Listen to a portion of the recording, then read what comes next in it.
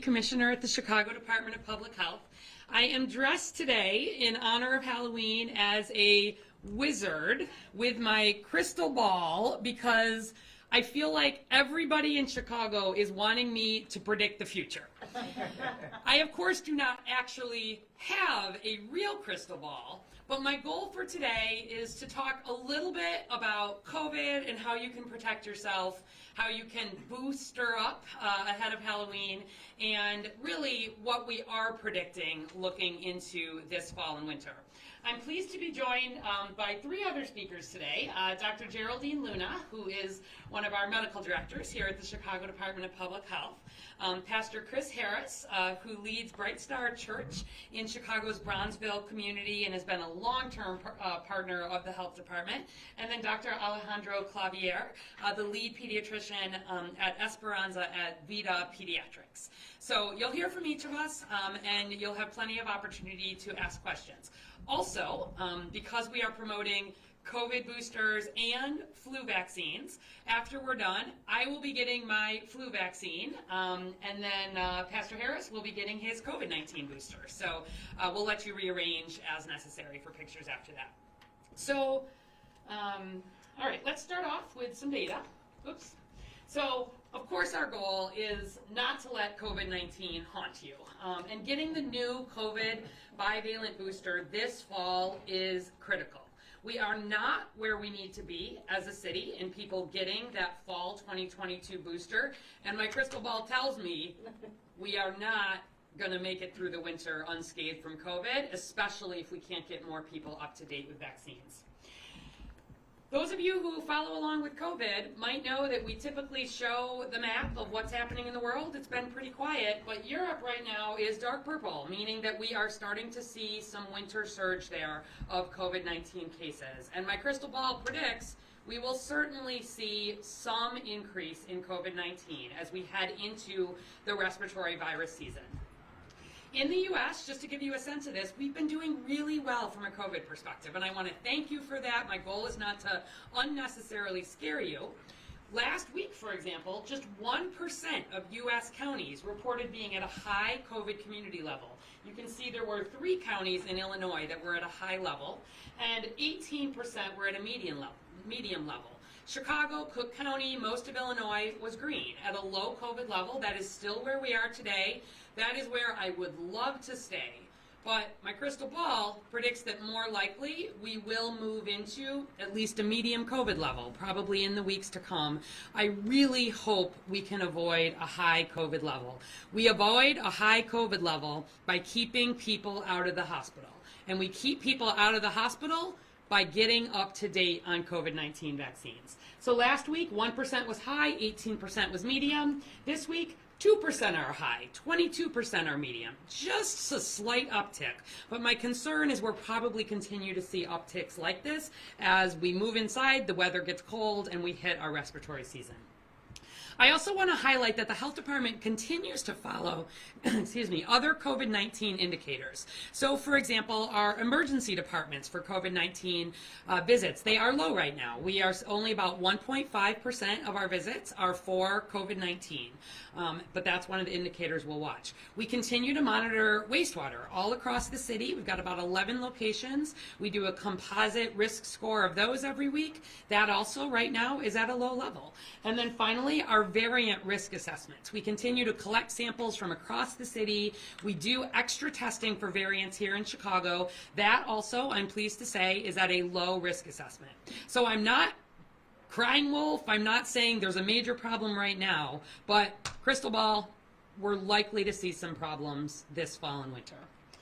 We continue to update our COVID-19 dashboard every Monday through Friday.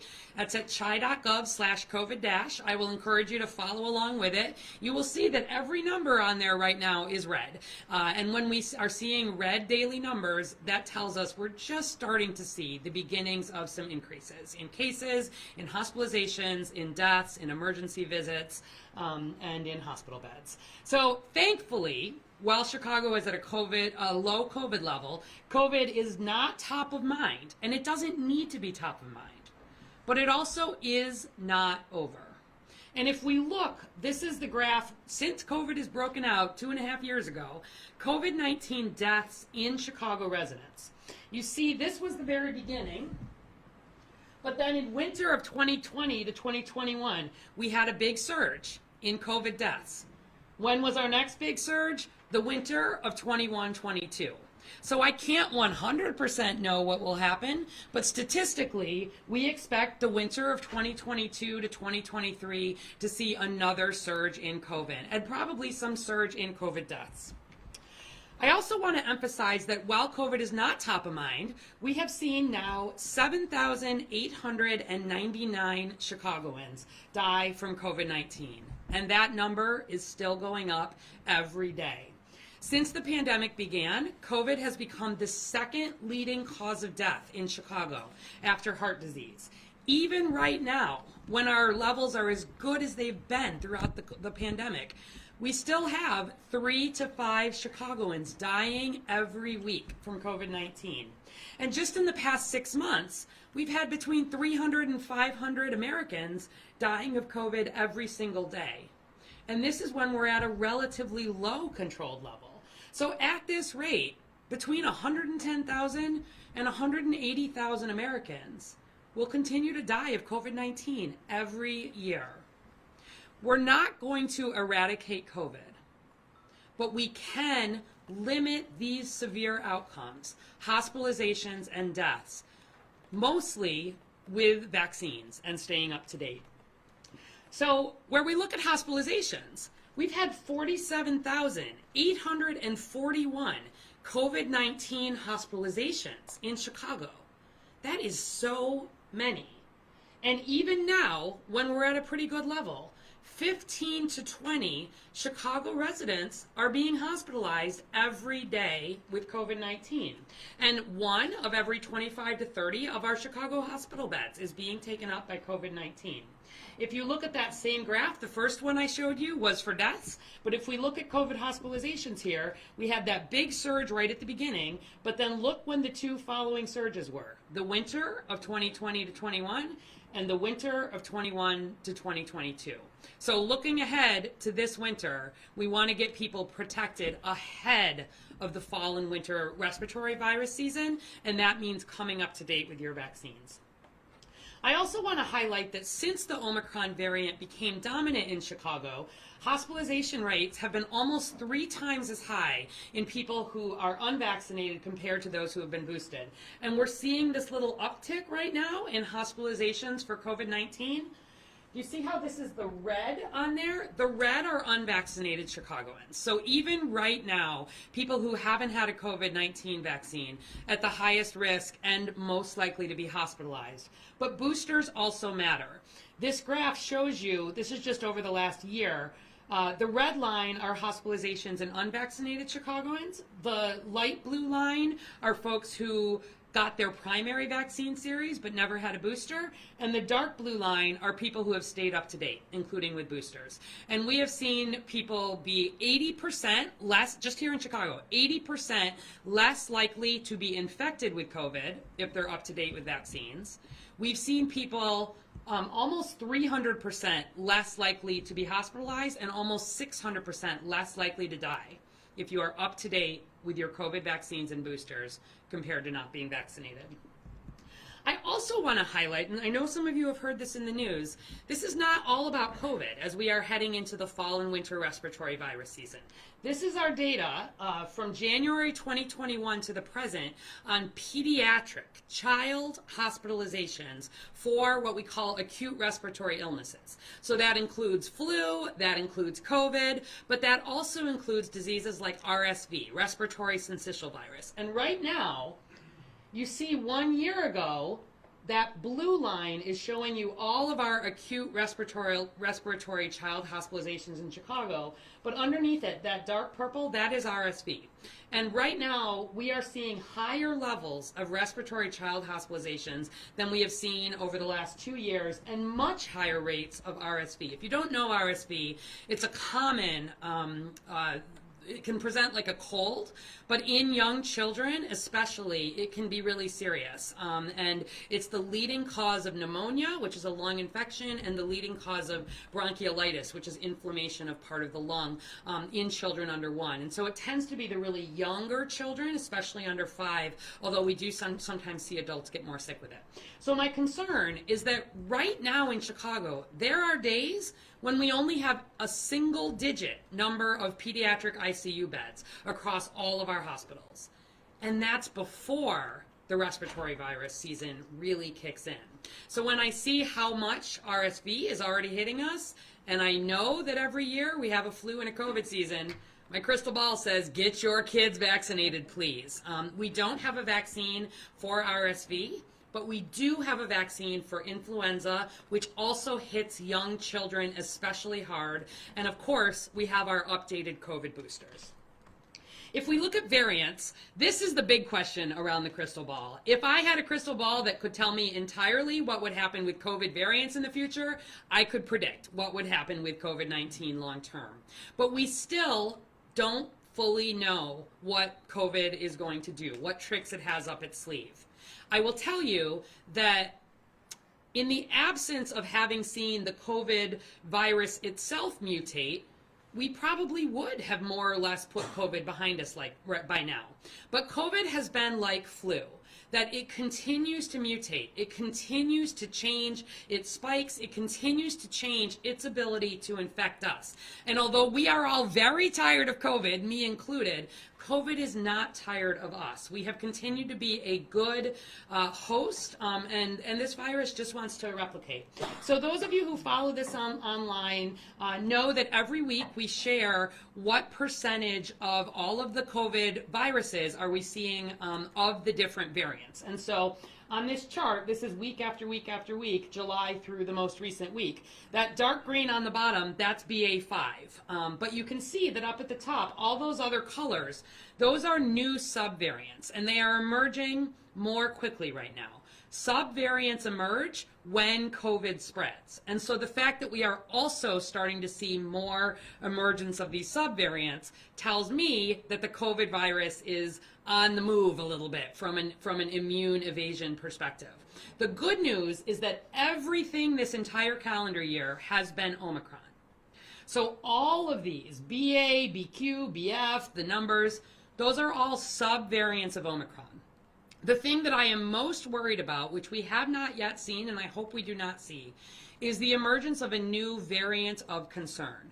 A variant of concern is when we give it a new name. You remember like Alpha, Delta, Omicron. Just yesterday, the WHO met and continued to say none of these new subvariants are different enough to meet the definition for a new variant of concern. But if you hear us starting to talk about the next letter of the Greek alphabet, that marks a major change and a real concern. And the thing I do not know the most for this winter is whether we will see the emergence not just of an Omicron subvariant, but a completely different variant of concern. But I do know that the updated COVID-19 booster that was made this fall, it's the first time every year for flu, we update the flu vaccine to match the strains of flu that are circulating. This is the first time we did that for COVID. We updated the COVID vaccine to match the strains or the variants of COVID that are circulating. So even if you had your vaccines in the past, thank you for doing that. That's the most important thing you could have done. Regardless of whether or not you had your boosters up to this point, you need to get the fall 2022 booster because it is different. It is designed to better protect against Omicron, and it is designed to look ahead instead of back. It is designed to help protect you against whatever is coming this fall and winter. Across the U.S., these are the same colors. You can look on our website if you want to see more about this, but we're seeing the same patterns of more subvariants emerging. But thankfully at this point, everything's still Omicron. But even with everything still Omicron, 15 to 20 Chicagoans being hospitalized every day, 3 to 5 being hospitalized each week, and statistically, we will see that start to go up in November, December, January. So do you think you are up to date with your COVID-19 vaccines? I will tell you, as somebody who still sees patients in clinic, a lot of people think they are. But if you haven't been vaccinated, since Labor Day with a COVID-19 vaccine, chances are you are not up to date and it is time to get a COVID-19 vaccine. Previously vaccinated Chicagoans who are age 5 or older are eligible for the new bivalent booster, which will get you the best protection against Omicron ahead of the fall and winter. So let me say that again. If you haven't had a COVID-19 vaccine since Labor Day, it's time. Please get one this fall. We have seen more than 273,000 doses administered of the updated COVID-19 bivalent booster since it became available in early September. We're averaging right now about 5,800 Chicagoans getting their COVID booster every day, which is pretty good. I'm pleased that that red line, that's our average, has stayed pretty stable. So day after day after day, we're seeing about 6,000 Chicagoans come up to date with their COVID vaccine. It's not quite as high as we need it to be, and I need it to grow, but I want you to hear that your friends and neighbors are doing this every day, and we want you to do it as well.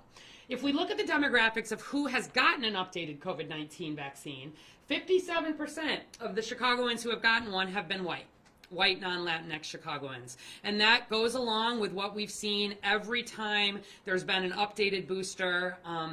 White Chicagoans are more likely to be better connected to healthcare, to be more trusting of the government and of healthcare overall, to have fewer barriers to vaccination. So we're working hard on this, but 57% of the folks who are the most protected heading into this fall in Chicago have been white, 17% have been black, and only 14% have been Latinx. So we have a long way to go in all groups, but especially in Black and Latinx Chicagoans. And if we look the other way and we say who's eligible for an updated booster, meaning people got their original COVID vaccine. So these are not the people, there's very few people in Chicago at this point who have not had any COVID vaccines, but these are people who got their COVID vaccine in the past. So these are not the anti-vaxxers, the never-vaxxers. This is among people who got their primary series. What percentage have had their updated booster? So if we look at that, overall, it's now just under 15%. So less than 1 in 6 Chicagoans who got their original COVID vaccine have had their booster this fall. Crystal ball, absolutely not enough for us to avoid trouble this winter.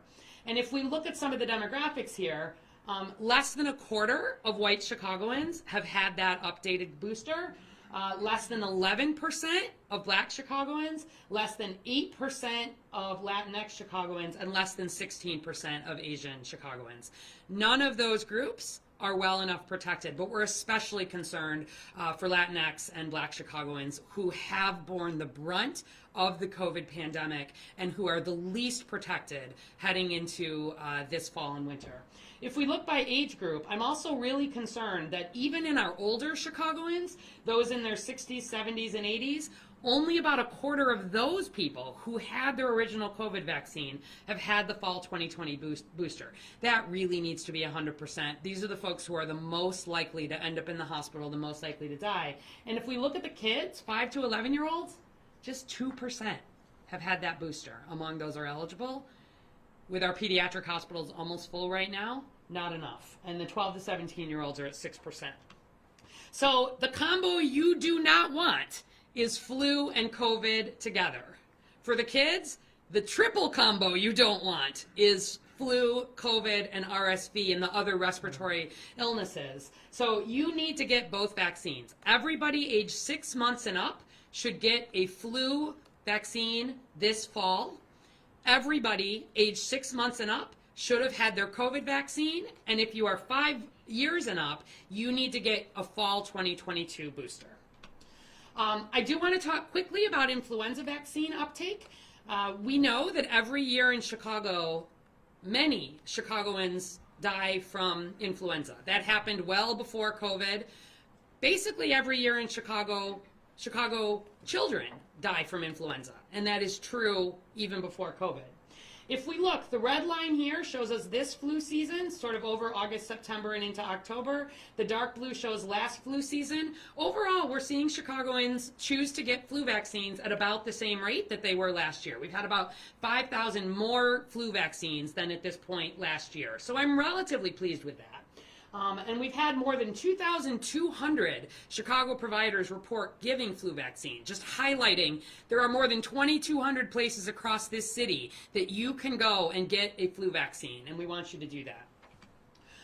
But in the kids, not so much the case. In young children, and this is kids under 18, again, the blue line is last flu season, the red line is this flu season. We want the red line higher than the blue line, but different than the whole population, parents are less likely to be getting their children vaccinated against flu this year. That is a really bad combination, because different than COVID, flu hits kids hard, like it hits older people hard. And I want to highlight that this is part of a larger concern, decrease in child vaccinations, whether you're looking at the routine childhood vaccinations or even just on flu. If you go back to the 2017-2018 season, 83% of our Chicago kids 6 months to 4 years had their flu vaccine. By last year, we were at just 71.6%, and we're on track for that to drop again this year. Please, everybody over the age of 6 months, you got to get your annual flu vaccine.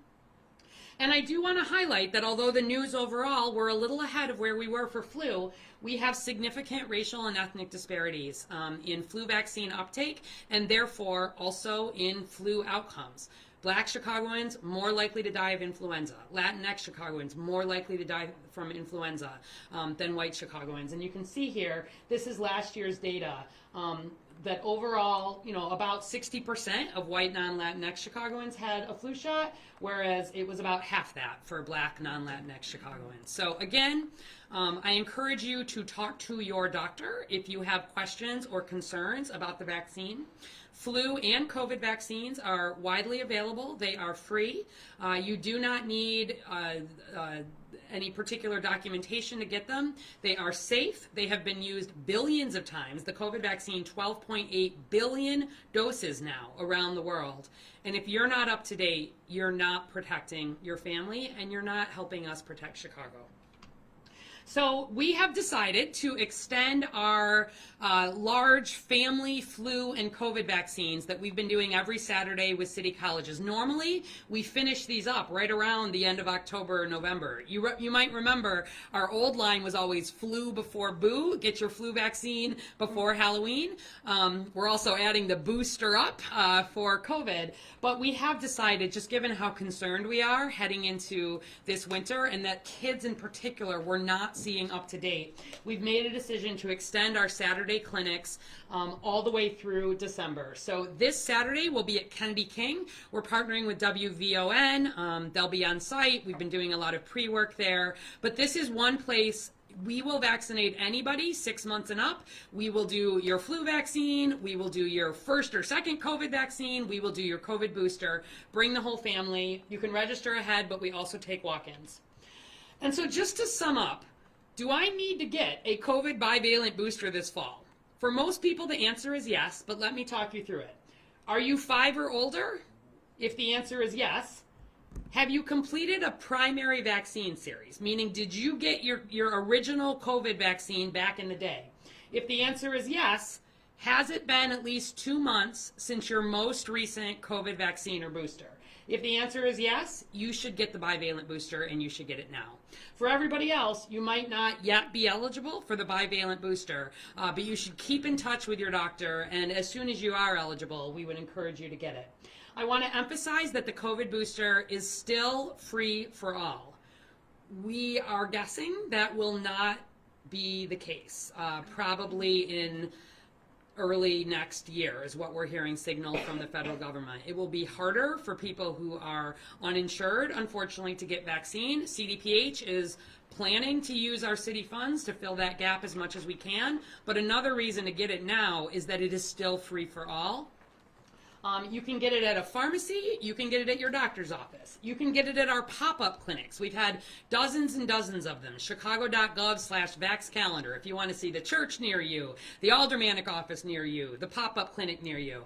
And we've had a lot of success with these. There was one this last week that Phalanx Family Services on the far south did. They had about 500 people show up at their weekend vaccine clinic.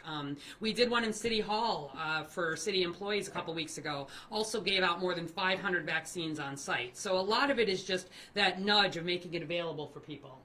We have standing clinics available, and I want to emphasize at-home vaccine is still available. We are the only large city in the U.S., maybe even the only city in the U.S., that has made the commitment, we will bring to your home, no matter where you live in Chicago, we will bring a free COVID-19 vaccine, COVID-19 booster for any age 6 and up, and we have made the decision to add flu vaccine in there as long as somebody is also getting a COVID-19 vaccine in that appointment.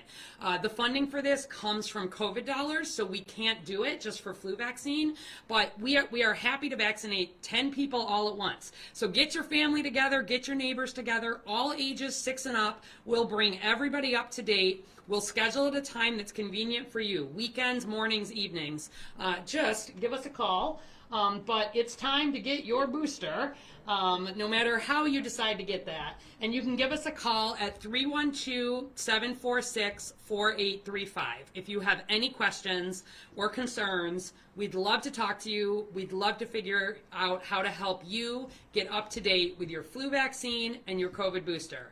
My crystal ball says, I don't want to be on television this fall and winter. I want you to see as little of me as possible, but us avoiding a significant COVID surge in Chicago comes down to us getting boosted. It's the best thing we've got for protecting. So with that, I'm going to hand it to Dr. Geraldine Luna. Thank you. Thank you, Dr. Aubrey. Yo soy la doctora Geraldine Luna, directora médica del Departamento de Salud Pública de Chicago, y hoy les voy a dar las actualizaciones del Departamento de Salud de manera que podamos celebrar de forma segura los días festivos que ya están y que se aproximan en otoño e invierno. Los departamentos de salud federales, estatales y locales se encuentran en vigilancia de emergencia por la escasez nacional de camas de hospital e intensivo pediátricos, secundarios al alza de los casos por infecciones respiratorias con el virus respiratorio sincitial. Y todavía ni siquiera nos hemos adentrado a la temporada de influenza. Acabamos de empezar. Lo peor se proyecta por venir, dado que ya estamos viendo o ya vimos que el hemisferio sur con Australia acaba de salir del invierno más crudo en la temporada de influenza en los pasados 5 años. Lo mismo se espera en los Estados Unidos históricamente con esos repuntes que siempre nos atacan en invierno. Así que el virus respiratorio sincitial no tiene vacuna protectora ni tratamientos virales. Por eso, más que nunca, es importante las multicapas preventivas que incluyen vacunación para evitar coinfecciones, la triple endemia que ataca hoy por hoy a nuestros niños con el virus respiratorio sincitial, el flu y el COVID que se aproximan. Los nuevos refuerzos del COVID-19 bivalente de Pfizer y Moderna se encuentran ampliamente disponibles aquí en Chicago y usan la tecnología del ARN mensajero diseñados para atacar las subvariantes dominantes de Omicron. Estamos hablando de la B4 y de la B5. Esto genera una respuesta inmune más fuerte contra las variantes actuales porque es el virus que tiene la nueva formulación y contiene la información que necesitamos para evitar inclusive futuras variantes y tener esa protección. Los refuerzos bivalentes han sido aprobados para todos esos niños de 5 años en adelante. Y los niños de 6 meses en adelante ya son elegibles para la serie primaria de vacunación y también son elegibles para la gripe. Hay que proteger contra la influenza también este invierno, este otoño y este invierno. El Departamento de Salud también tiene Novavax. Esta es una nueva tecnología aprobada para niños de 12 años en adelante que usa una subunidad proteica. Y es una alternativa para aquellas personas que sean alérgicas a cualquier tipo de componente del ARN mensajero de Pfizer o Moderna, o que tengan una preferencia personal por una tecnología que encuentra más familiar con 30 años en el mercado. Si no ha recibido una vacuna de COVID-19 después del día feriado del Día del Trabajo, de seguro no está al día con la protección que necesita para poder sobrevivir este invierno.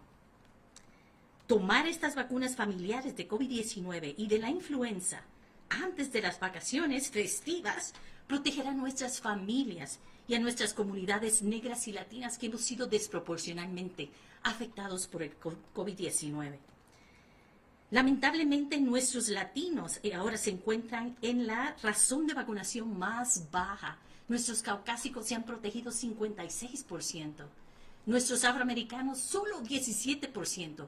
Pero los latinos tienen solo una protección de 14%. Cuando en un momento dado estuvimos en el primer lugar liderando la vacunación contra el COVID-19. Sabemos que en invierno los comportamientos cambian. Las festividades, las reuniones ocurren dentro de los espacios encerrados y ahí es donde se diseminan todos estos virus, incluyendo el virus respiratorio, también sincitial, en niños y en ancianitos principalmente, y también el de la influenza. Cada año la vacunación con la gripe previene enfermedades. Cada año con la vacunación ahora, con el COVID-19, también evita enfermedades y visitas médicas, hospitalizaciones y muerte. Tenemos que vacunarnos. Las vacunas son gratuitas y las tenemos ampliamente disponibles en farmacias, consultorios médicos, hospitales y clínicas del Departamento de Salud. Puede ser una cita para la ciudad, para recibirla con nosotros, inclusive en su casa, con el programa Protege a Chicago Plus, que vacuna hasta 10 personas en la comodidad de su hogar, sin necesidad de presentar identificación gubernamental o tener un seguro médico. Ahora también acabamos de incluir a aquellas personas que estén utilizando los servicios de COVID, también pueden recibir su vacuna de la influenza gratis en su casa, sin necesidad de moverse de ahí. Para cualquier información, por favor, se pueden conectar con nuestra página web a chai.gov/COVID-Vax o llamarnos al 312-746-4835, donde una persona que habla tu idioma y el mío y nos conoce culturalmente, le atenderá y le hará su cita o le dará más instrucciones de lo que necesita saber. Este sábado tendremos nuestra clínica de vacunación familiar ocurriendo en Kennedy King y acabamos de extender estas clínicas de vacunación familiar por todo el mes de noviembre y diciembre. Así que pueden recibir los servicios de 9 a 2 de la tarde y los domingos estamos también en Suaporama, ahí en un mercado familiar donde podemos disfrutarnos como individuos, ahí también le llevamos la vacunación. Ahora, para el día de Halloween, que en español se llama Día de la Víspera de Todos los Santos, las recomendaciones del departamento es: no reparta dulces ni participe en eventos si se encuentra enfermo. Esto aplica para cualquier festividad, incluso si está vacunado. Lávese las manos y desinféctese antes y después de pedir dulces. Coma dulces en casa, después de haberlos examinado y lavarse sus manos. Y lo más importante, familia, si todavía hay miembros del hogar que no se han vacunado, este es el momento de recibir esa protección tan necesaria. Vacúnese y vacune a los que más ama para celebrar festividades y las navidades sanos y salvos, como tanto nos gusta. Las vacunas salvan vidas. Cuídese, Chicago. Y ahora le paso el pastor Chris Harris. Now I'll leave you with Pastor Chris Harris, Bright Star Church. Thank you. I'll say good morning to everyone, and I'm certainly grateful for all of the amazing work of Dr. Awadi as well as the Chicago Department of Public Health, and to all of you all who have taken this serious. I am Pastor Chris Harris, pastor of Bright Star Church in the greater Bronzeville community, as well as pastor of a second church out in the West Pullman area called St. James Church of God in Christ. I'm also the founder and CEO of Bright Star Community Outreach. And the reality is, in the last 2.5 years since COVID started, I literally have buried 150 individuals that I know, love, and care about who have died either from COVID or during COVID. This is very serious. Not to mention the thousands and thousands of people that have been impacted by this COVID-19 pandemic. I got to tell you, I could not even imagine what it would be like to go back or backwards. The only thing that we need to be thinking about is going forward. But we would have to do the necessary things for us to make sure that we don't go in reverse, but we go forward. Let me just tell you, I'm super proud of the fact that our collaborative in the greater Bronzeville community, both the churches and the community-based organizations, we're proud of the fact that we were responsible for making sure that more than 1,400 people were vaccinated.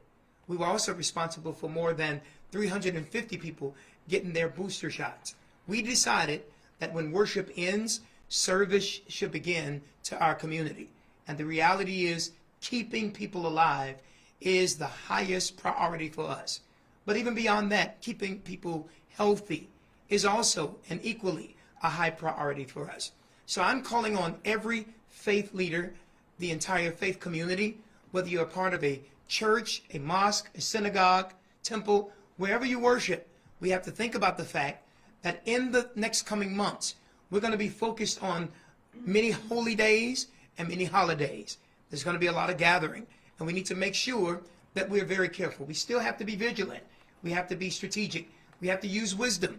And the reality is we still need to pay attention to the science. I say it again, let's follow the science. And we have great experts that are constantly coming to us and giving us great information. So pastors, I'm asking you to use your pulpits. Faith leaders, use the podium. Make sure that you share with people that we need to get boosted. I got my double shot, I got my booster, but then I noticed from my good friend, Dr. Awadi, wait a minute, it's time to do it again. And I'm excited. I'm excited about the fact that I have individuals who care enough about me to make sure that I stay alive. So I'm encouraging you to do the same thing. Now, you know, one of my favorite things, I'm not a hair club for being president. I'm also a client. You remember that commercial? Well, today I'm doing the same thing. I'm getting boosted again. And because I don't want Dr. Awadi calling me later on and say, Chris, did you get it done? Today, I'll be able to get it done live and in person. So I'm not asking you to do anything that I'm not willing to do first. I'm deciding to be a part of the first fruit of that. So I'm encouraging all of us, make sure. And for everybody who's saying, listen, we're past it. We don't have to worry about it anymore. I don't need to get boosted. I haven't had any problems. Can I tell you something? My grandmother taught me something that I'll never ever forget. I'd rather have it and not need it than to need it and not have it. And so I'm encouraging everybody, make sure that you don't just think about yourself, but think about everybody else. We also do a lot of programs in the schools. So we need to make sure that we're thinking about the students and the staffers that are in the school. And every community-based organization, please don't allow the urgency to decrease. We have to raise our voice. The African American community, come on, we are better than 17%. My encouragement to you, make sure that you reach out to your neighbors, your loved ones, and your friends, and tell them, PCH did it, we're going to get it too. I'm excited about what we're doing, but I'm encouraging everybody else. Don't let our guards down. It's going to be a tough winter, but if we do what we're supposed to do, things will be better, we will live longer, and our communities will be healthier for it. So I'm excited about it. Thank you so very much, Dr. Awadi. Thank you very much.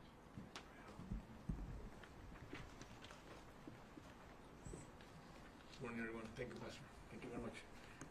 Good morning. My name is Dr. Alejandro Clavier. I'm a pediatrician with Esperanza Health Centers. It's a group of 5 clinic in the city of Chicago.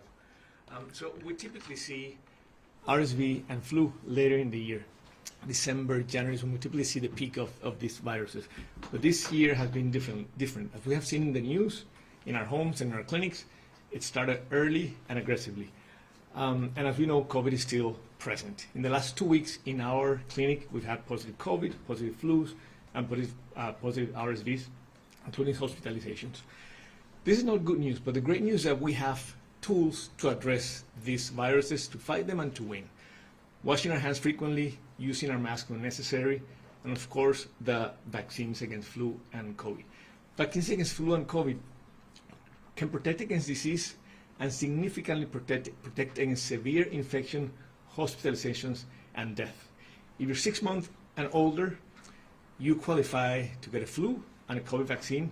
And if you're over 5 and you've gotten your primary series of COVID vaccine, you likely, and it has been 2 months since your last infection, you likely qualify for your next booster. And that next booster will significantly increase your protections against severe disease, hospitalizations, and death. If we all get flu and our COVID vaccines as soon as we can, before Thanksgiving, hopefully we have a much healthier season of celebrations. And for those parents of premature infants or parents who have a child that was born this year with significant health issues, there's a medication to prevent RSV that is given during the winter month. So please talk to your healthcare provider about this medication to prevent RSV for premature infants and for infants who are born with significant health issues. I'm going to say in Spanish now. So, buenos días, mi nombre es el doctor Alejandro Clavier. Yo soy pediatra del Esperanza Health Center, un grupo de clínicas en la ciudad de Chicago. Típicamente nosotros vemos el incremento de RSV y de flu en diciembre, en enero, como 2 meses más adelante que lo estamos viendo ahorita. Como hemos visto últimamente en las noticias, en nuestras casas y en las clínicas, los virus comenzaron antes y agresivamente. Y COVID, por supuesto, no se ha ido, COVID sigue con nosotros. Todos los días, por las últimas 2 semanas en nuestra clínica, hemos diagnosticado pacientes con RSV, con RSV, con COVID y con flu. Y esto no son buenas noticias porque es muy temprano, pero la buena noticia y excelente noticia es que tenemos suficientes herramientas para pelear estos virus y para ganarle a estos virus. Lavarnos las manos, usar frecuentemente, usar máscaras cuando sea necesario y por supuesto las vacunas contra el flu y contra el COVID. Las vacunas contra el flu y COVID nos pueden proteger contra infección, pero significativamente nos protegen contra hospitalizaciones, infección severa y muerte. Todo el mundo, yo animo a todo el mundo, 6 meses de 6 meses de edad y mayor, a ponerse su vacuna del COVID y su vacuna del flu. Y todas las personas mayores de 5 años que no se han puesto la vacuna del flu en los últimos 2 meses, seguramente califican para ponerse el nuevo booster bivalente. Y este booster significativamente nos va a ayudar a protegernos contra infección severa, hospitalizaciones y muerte. Y si todos nos protegemos antes del Día de Acción de Gracias, lo antes posible, pasaremos unas celebraciones mucho más saludables. Y para aquellas familias que tuvieron un niño o una niña prematura este año o con problemas de salud significativos, hay una medicina que se puede usar durante el invierno para prevenir la enfermedad del RSV. Así que hablen con sus proveedores de salud sobre esto para gente con niños muy prematuros y niños con problemas de salud significantes. Muchas gracias. Thank you. We have a mic here. If you have questions, if you can please identify yourself and just at the beginning limit it to 1 and a follow-up. Dr. Arwady, I'm Jessica D'Onofrio with ABC7 Chicago. I have 2 questions. One is kind of a simple recap of something. What do you think is the most important statistic to share with people? Because there are so many. Mm-hmm. And 2, can you just talk about flu and COVID boosters, flu vaccine and COVID boosters, in the setting of Halloween and people coming together? A lot of it will be outside, but a lot of it's going to be inside too with parties Yeah, as well. absolutely. So I'll take the Halloween portion first. Staying up to date with COVID-19 vaccination, getting your flu vaccine is one of the things we really want people doing, ideally in advance of Halloween. It does take a couple of weeks for the protection to fully kick in after you do get a flu booster or a COVID booster. But I think otherwise, Halloween is largely an outdoor event, which we know is generally healthier than indoor events. And we do encourage just a few other things, washing hands, sanitizing, especially before and after trick-or-treating. If you're trick-or-treating with your kids, eat the candy at home, again, with the hand sanitizer. We know a lot of people do choose to wear masks as part of costumes, which is fine and welcome. While we are at a low COVID level, the Chicago Department of Public Health does not, say that you need to be wearing a mask inside, but certainly it's a way to limit risk if you are gathering around Halloween. And then finally, please do not hand out candy, do not participate in Halloween events if you are feeling sick or if your child is feeling sick. The very first order we ever passed here around COVID-19 was stay home if you're sick. It's still probably the top message to help prevent against COVID and flu and anything else going around. So if you're not feeling well, this year it would be the year to skip the fun. But generally, we're at a low risk, and I want us to stay there. So getting your kids and yourselves up to date with COVID boosters is one of the things we're really trying to promote ahead of Halloween. I think on the question of statistics, I feel like different statistics do speak to different people depending what they're concerned about. But the one that I would highlight is that even while we are at a low COVID-19 level overall in Chicago, we have 15 to 20 Chicago residents being hospitalized every single day with COVID-19. And we have multiple Chicago residents dying every week still from COVID-19. Both of those are largely preventable if you get up to date with your COVID-19 vaccines, including getting the fall 2022 booster. So that'd probably be my top one. A lot of people think COVID is over, I don't have to worry about it. COVID is, thankfully, in such a better place from where we were, but I don't think 150,000 deaths in the U.S. every year that largely are preventable is actually a good place for us to land as a country. And I want Chicago, as much as possible, to avoid those kinds of severe outcomes. So that's why I really push a lot on the vaccine. Other questions? Yeah. Sandra Torres from NBC5. There's a colleague that's working on a story, and she's trying to figure out if there's a way for you to summarize, with all these respiratory viruses going around, especially among children, the difference in symptoms when it comes to RSV, flu, COVID, whooping cough. And I know that's difficult to do with all of those respiratory viruses, but if there's a way to differentiate them for people to know what to look out for. Sure. So one thing I would highlight is there are a lot of just regular respiratory viruses that are going around right now. If you have young children who are in school, who are in daycare, a lot of the basic just colds and mild respiratory viruses that we didn't see a lot of for 2 years, they're all landing at the same time. The biggest challenge is there is no way to know for sure what respiratory virus your child has without a test or without seeing a doctor. As always, we recommend that if your child is just feeling a little under the weather, you're not sure, you can give your doctor a call, give your pediatrician a call. They're happy to talk to you. They'd rather hear from you if you're potentially concerned. As we heard with RSV right now, that is actually a pretty mild illness for most children. In most children, it shows up like a cold. Almost all, during typical times, almost everybody has seen RSV at least once by the time they're 2. It's very common. But in the little ones especially, the kids under 1, and especially any babies that are born prematurely or any young children that have heart and lung issues, just given how much RSV there is, as we heard from Dr. Clavier, there also are some medications, some injections that we can give those highest risk kids during the RSV season, so we recommend that. So overall, I would say, to sum up, if your child seems like they're not feeling well, you don't know what disease it is until they've had a test. Use your at-home COVID test. That's the easiest one to be able to see whether or not a child has COVID. You can do that quickly. We trust the at-home tests. There is the ability to get a flu test if you were to need that through a pediatrician's office or at a doctor's office. But more to the point, if your child is having trouble breathing, for example, or you're really worried, we don't want you just assuming it's RSV, it's flu, it's COVID. Give your pediatrician's office a call. And if you have major concerns, especially if your child seems like they're not breathing well or they're hard to wake up, you should bring them to the emergency department, okay? But most of the time, I'm not meaning to excessively scare people, but it's the littlest ones we worry the most about, and it's the littlest ones who may not be up to date with their routine vaccine. So being up to date with whooping cough, being up to date with flu, being up to date with COVID, all of that, protecting against the ones we have vaccines for is probably the most important thing. And then just be in touch with your pediatrician if you have concerns. And they can have all 3 together? Is that So, what you were saying? Yeah, the whooping cough is part of the regular routine vaccination. But RSV, COVID, and flu, you can have it all at once? You mean you mean the vaccines or the infections?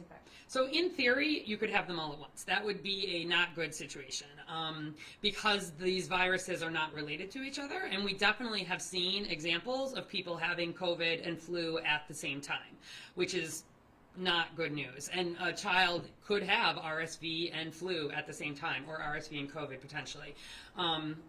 One of the challenges there are, all of these viruses behave differently and they circulate differently. So again, getting up to date with all of your routine childhood vaccines and then getting your annual flu shot and really what is likely to be, I think, an annual COVID booster each fall. I think that's probably where we're heading here.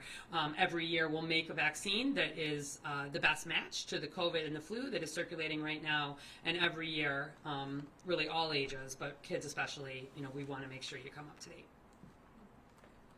Iris Barrios with Telemundo for Dr. Luna, please, Sure. in Spanish.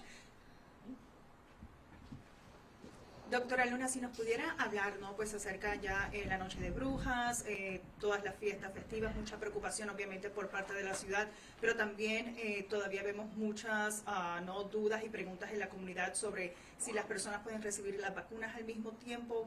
¿Qué pudiera decirle a este grupo de personas y obviamente pues las recomendaciones, ¿no? Claro que sí, y eso es lo que se recomienda altamente. El CDC recomienda porque es seguro, no hay contraindicación, no interfieren contra la inmunidad de una vacuna versus la otra, que cualquier niño que vaya a recibir sus vacunas, cualquier persona en nuestra familia, pueden recibir concomitantemente las vacunas cualesquiera que sean. Y se recomienda porque es más difícil empezar a vacunar, luego regresar, cuando de una sola vez pueden recibir todas las vacunas y ponerse al día. Y mi segunda pregunta es cuán acertados son las cifras en cuanto a los casos de COVID, cuando ahora mismo muchas personas se hacen las pruebas en su casa y no lo reportan. Pues fíjate que, como decíamos anteriormente y la doctora Arbani nos repitió, tenemos diferentes maneras de seguir la trayectoria aún de COVID-19, aun cuando no tenemos todas las pruebas reportándose y se asume una cierta subestimación de los casos de COVID-19. Pero tenemos los sistemas de vigilancia de las aguas negras, tenemos los otros sistemas y los que se reportan y las hospitalizaciones son reales, están ocurriendo y se están reportando esos laboratorios dentro de los hospitales. Así que esos números son muy certeros y se puede hacer estimaciones aún con esas pruebas caseras donde no se están reportando esos casos, que son los menos severos, son los que ocurren en casita. Sí podemos tener un número y una certeza de lo que está ocurriendo cuando hablamos de la trayectoria del COVID-19.